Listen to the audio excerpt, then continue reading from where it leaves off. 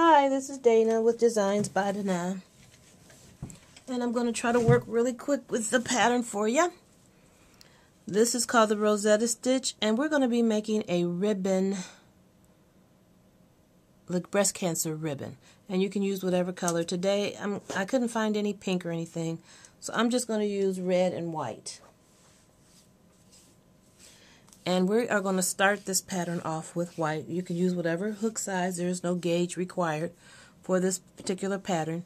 Today I am going to be using an H. When I did this, I think I used a B. It's because I wanted it pretty small. Alright, so we'll move that out the way.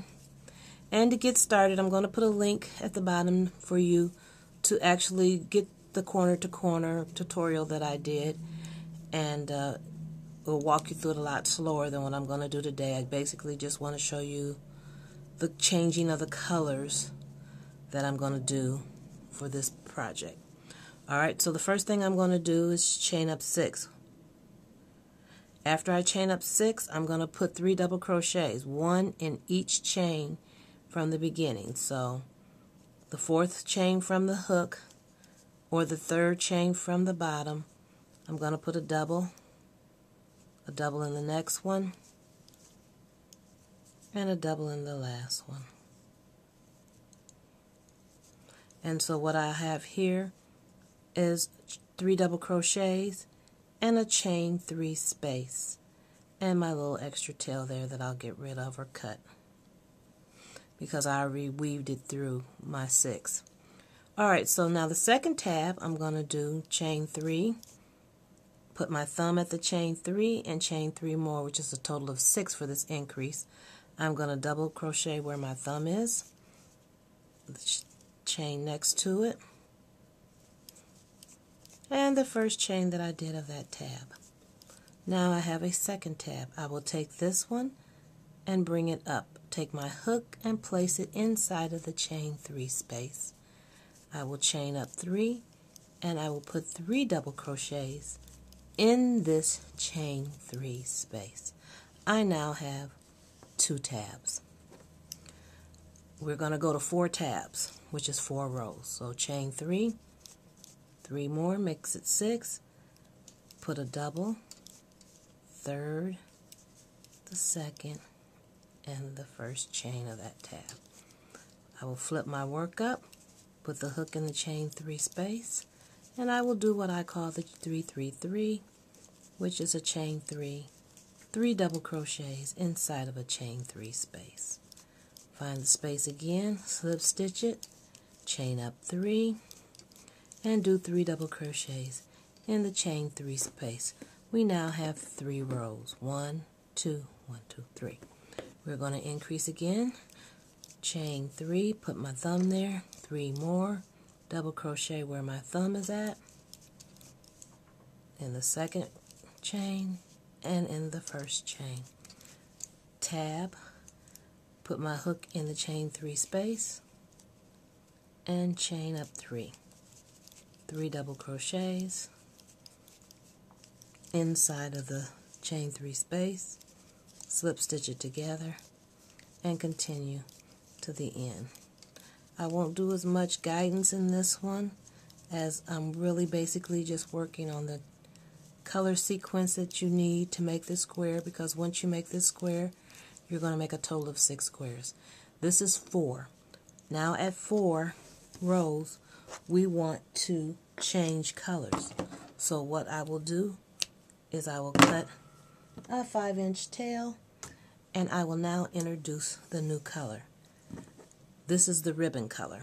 So I just put about 4 inches back there behind my work, and I tighten it with the old color, and I get rid of my tail, most of my tail, all of my tail in the chain 6. So that's 1, and at this point I just work it back and forth. This is going to give me a clean transition with color, and you won't be able to tell where I change colors. 1, 3, 4, 5, 6. Alright, now before I move forward, I get rid of most of this tail in this tab here by slip stitching across the top of the double crochets that I did. And in the chain 3 space. And I type.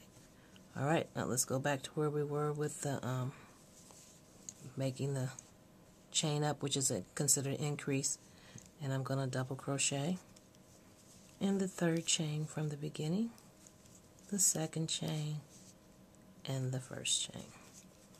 Then I take my work and I flip it, and I go into that chain space, taking my tab, laying it over my work, and I chain up 3, and I put 3 double crochets inside of that chain 3 space. If I have anything left, any tail left, I then intertwine it in between these stitches right over here before I connect it together. And but you'll notice when I get done with my square, you won't be able to see the transition of my changing my colors, okay? Alright, so now I did that, and I'm going to kiss it together, take that little tail, kind of pull it and lay it down, chain up 3, and go over that tail in that chain 3 space with 3 double crochets. I'm going to kiss it together in the chain 3 space and do my 3, 3, and 3. I'm going to kiss it together, chain up 3, and do my 3 double crochets inside of the chain 3 space. Now I have 1, 2, 3, 4, 5 rows. Alright? We're going to increase again. So I'm going to chain up 3, put my thumb there, 3 more, double crochet where my thumb is at, the next one, and the first one. Take my work, flip it up, take my hook, place it in the chain 3 space, and do my 3, 3, 3. I'm going to go across my work.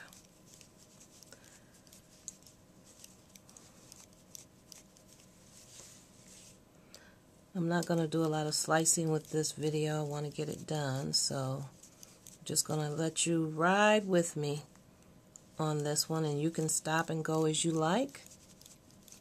Let's hit the tape, stop and go as you like. And at least I'll have been doing what I said I would do.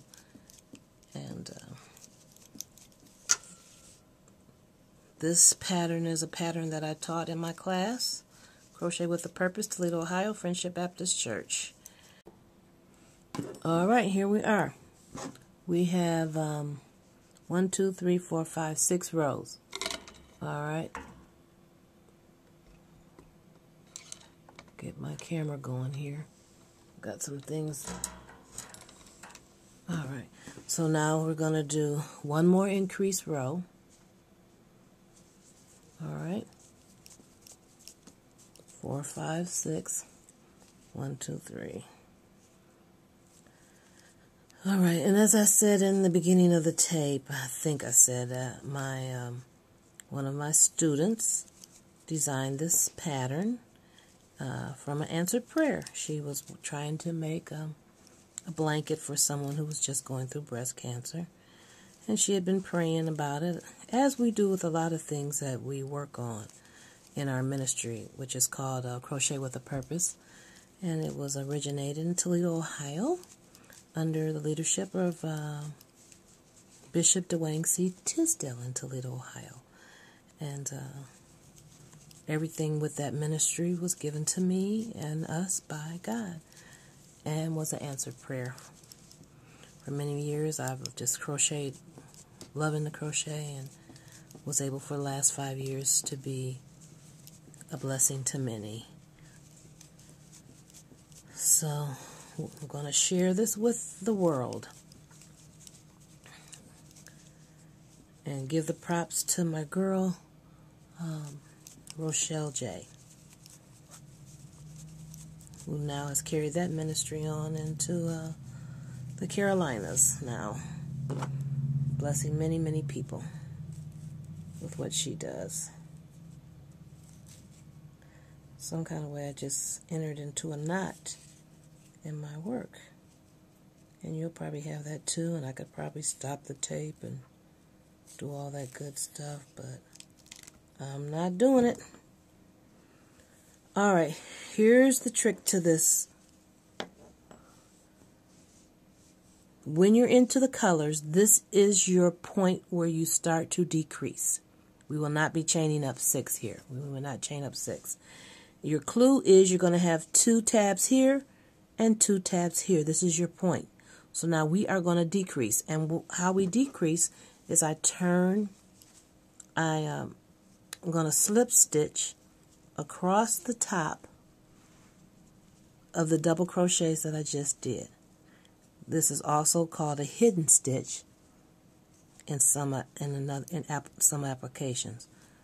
It's where you're not adding any more height to your work. You're getting from point A to point D, let's say. So now I've decreased across the top, and you'll see all of this in the other video that you can look at corner to corner. And so now I started the decrease, and this is what it looks like when you start the decrease.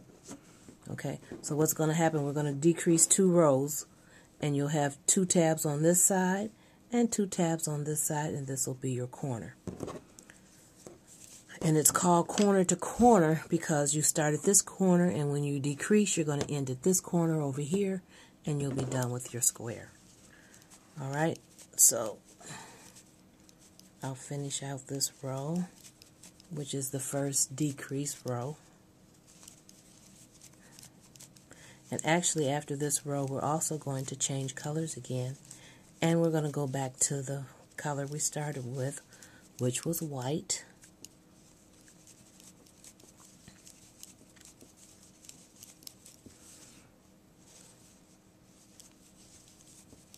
And the smaller the needle, I think I told you, the smaller your square. The larger your needle, the larger your square. And you can always make it bigger. You know, this is just to give you an idea how to do it, you know. Alright, so that was the decrease. So we stop right there when we get to the corner, we stop. I'm not going to chain 3 double crochets. I'm not going to do that. I'm just going to turn my work and I'm going to slip stitch or do a hidden stitch across these 3 double crochets.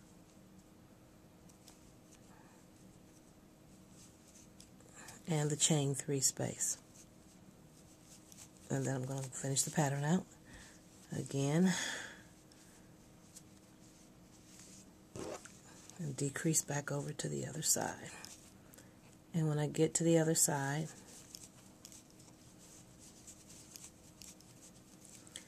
I will change colors. And how you'll know that it's time to change colors, I'll show you when I get to the other side.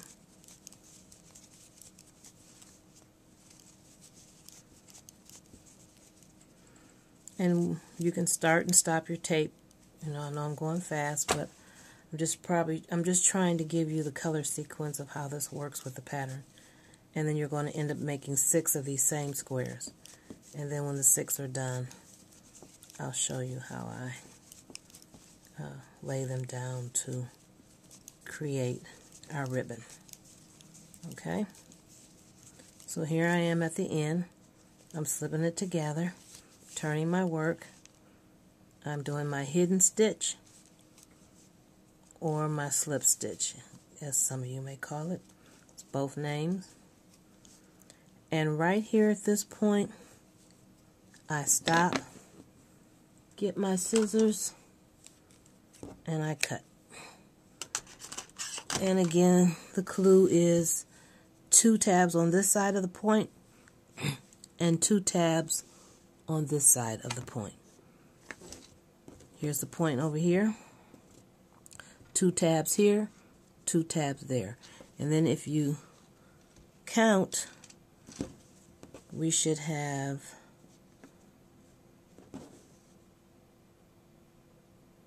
we're going to change into white. 1, 2, 3, 4. And you're going to have, let me get my white. And this is how I add. You saw how I did the other. I just put it behind there and I pull it tight. And then I weave it in. 1, 2, 3. All right, 2, 2, 2, 2. All right, and then to get rid of that, I just crochet over top of it with my 3 double crochets.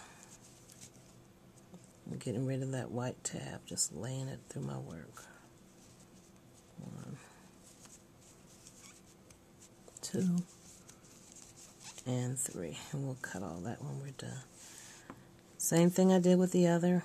To get rid of that, I can slip stitch it down the side here, or I can do this. You don't want to do the slip stitch, I can weave it in and out. Alright. But whatever you do, you don't want it to be noticeable that you just change colors. Okay?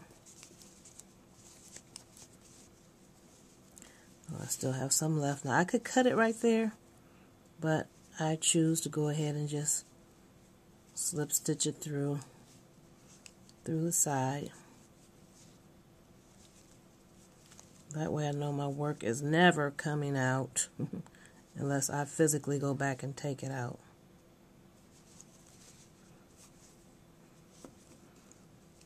And this application you can use in probably anything that you're doing.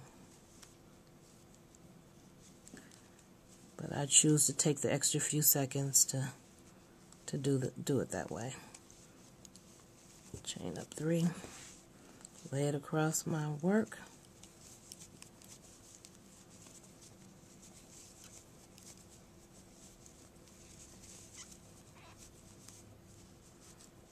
I still got a little bit left, so I'm just going to weave it down the side. And that way, if anything sticks out, I can just cut it. You'll love it. All right, almost done. 1, 2, 3. Ooh, it's tight, and kiss it together. All right, when I flip my work over, that white is going across that white with a slip stitch. So the only noticeable transaction, I just basically pulled it into itself. You don't see any threads hanging, any knots. It's just a smooth transition. And then that just came from working the pattern so much.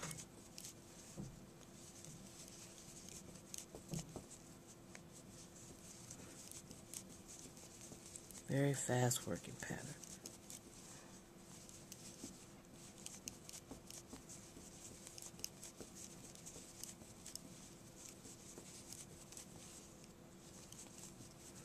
Flip my work, go back over it.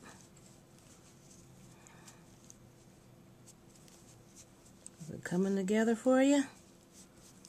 It's amazing. Whoever designed this back in the 30s, from my research, it was called a basket box carriage. This stitch was called box carriage, and then it was called corner to corner, and then I renamed it Rosetta, because at the time we learned it, we didn't know what the name of it was. So the way we gave it the name Rosetta was because the lady who brought it to our class to teach it to us, her name was Rosetta. And the lady who taught her had Alzheimer's. And so we were unable to get the real name of it. So that's why I give you all 3 names. Box carriage, corner to corner, and Rosetta.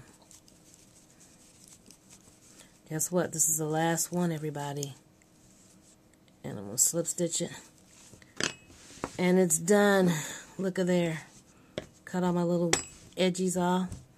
And so we have 4 rows here, 4 rows here, and we have 1, 2, 3, 4, 5 rows in the middle. All right, and what we're going to do next, really quick, is put them down. We're going to start by putting the first 2 together like this. See that? I'm going to move that up. I'm going to take the next 2 and meet those together like that. See it? And then I'm going to push that up, and I'm going to bring the last 2 in at the X part. See that? Then I'm going to give you a wide angle on it, and we are done. Enjoy your ribbon. Thanks for allowing me to be a blessing to you as you have been a blessing to me. I'll lift it up so you can see the whole thing. We'll get a shot of the whole thing. There you go. All right, and again, thank you, thank you, thank you. Be blessed because you are blessed by the best.